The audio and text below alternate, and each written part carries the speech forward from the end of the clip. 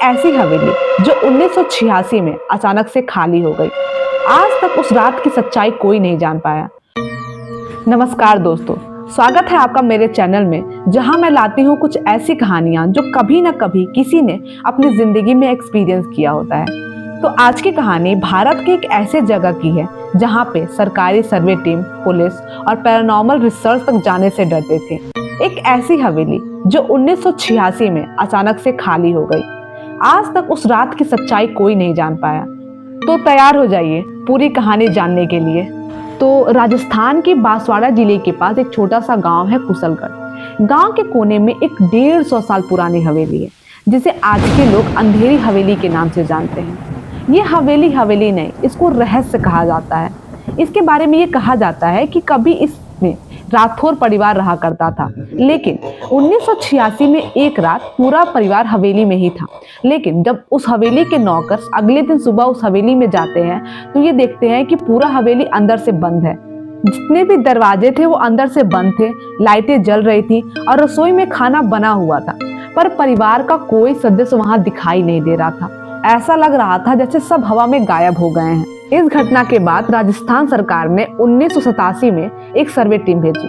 Team रात को रुकना चाहती थी ताकि पता चल सके आखिर अंदर होता क्या है। तो टीम में टोटल 4 लोग थे और बयान आज भी दर्ज है उन चारों के।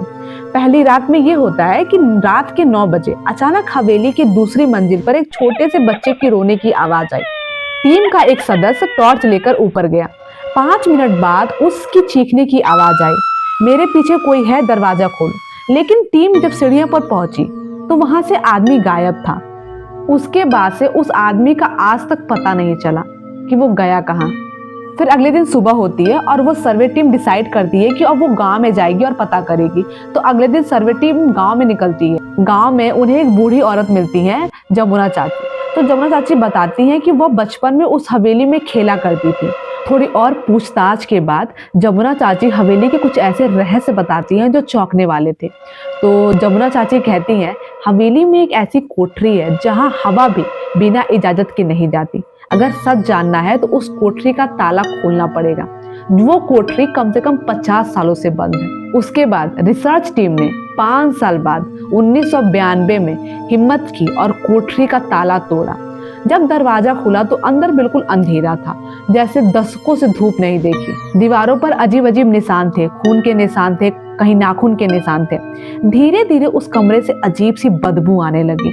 एक रिसर्चर ने नोटिस किया कि कमरे के बीच में एक लंबा निशान था, जैसे किसी को घसीट कर अंदर लाया गया है। फिर धीरे धीरे टीम आगे बढ़ती है और जैसे ही टीम आगे बढ़ती है अचानक से दरवाजा बंद हो जाता है। टीम के 3 लोग अंदर फंस चुके थे। उधर बाहर खड़े लोगों ने सुना जैसे दीवार पर नाखून रगड़ने की आवाजें आ रही, फिर बच्चे के खिलखिलाने की आवाजें आ रही थी, एक महिला की भारी सांस की आवाज आई और फिर सब कुछ शांत हो गया। जब गेट खोला गया तो तीनों अंदर बेहोश पड़े थे और एक के गर्दन पे तो अजीब नाखूनों के निशान भी थे। और एक आदमी आज भी मानसिक अस्पताल में है और वो एक ही बात बार बार कहता है, वो बच्चा सचमुच था। फिर थोड़ी सी और छानबीन होती है। तब जमुना चाची ने अपना मुंह खोला और उन्होंने बताया कि उस हवेली में आखिरी राठौर दंपति की संतान नहीं हो रही थी। वो आधी रात में तांत्रिक बुलाते थे। गांव वाले लोगों ने कई बार बच्चे की रोने की आवाज भी सुनी थी।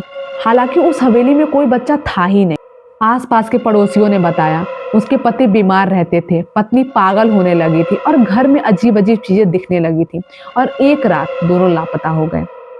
गांव वालों का मानना है कि उस हवेली में आज भी अधूरी आत्मा है जो परिवार ढूंढती रहती है। इसीलिए जो भी उस हवेली में जाता है उसे वह परिवार का हिस्सा समझ लेती है और अपने साथ हमेशा के लिए ले जाती है।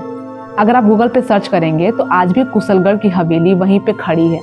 लेकिन रात को आज भी वहां पे किसी बच्चे की हंसने की आवाज, किसी की रोने की आवाज आती है और बहुत अजीबोगरीब वहां से आवाजें आती हैं। तो दोस्तों, ये कहानी सिर्फ कहानी नहीं, एक सच्ची घटना है जो आज भी राजस्थान के फाइलों में दर्ज है। तो हमारी कहानी यहीं पे समाप्त होती है।